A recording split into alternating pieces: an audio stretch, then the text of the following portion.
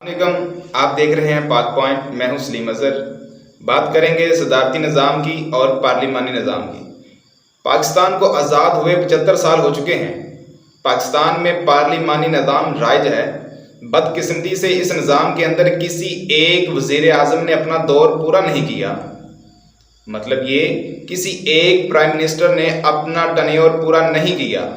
یہ خرابی کس کی ہے؟ یہ ایک لمحہ فکریہ ہے۔ میں سمجھتا ہوں یہ خرابی سسٹم کی ہے۔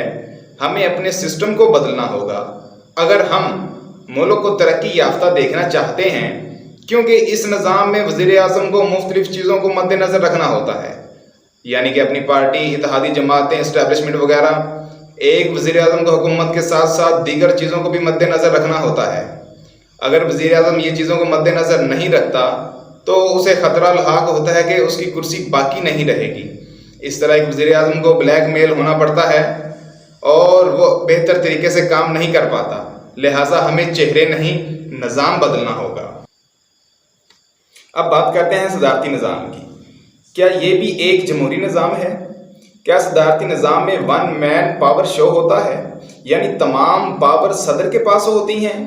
کیا پریزیڈینشل سسٹم میں صدر کو ہٹایا جا سکتا ہے؟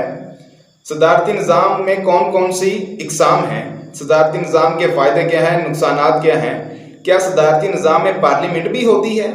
اگر ہاں تو اس کے پاس کوئی پاورز بھی ہوتی ہیں یا فارمیلٹی کے لیے ہوتی ہے؟ ہمارے زیادہ تر لوگ یہ صدارتی نظام کو یہ سمجھتے ہیں یہ ایک ڈکٹیٹرشپ یعنی آمریت ہے، جبکہ ایسا بالکل نہیں ہے۔ صدارتی نظام میں صدر انتظامیہ کا سربراہ ہوتا ہے اور اس کا تعلق پارلیمنٹ سے نہیں ہوتا، کیونکہ نہ تو اسے پارلیمنٹ منتخب کرتی ہے اور نہ ہی اسے ہٹانے کے لیے موشن آف نو کانفیڈنس یعنی تحریک عدم اعتماد لائی جا سکتی ہے۔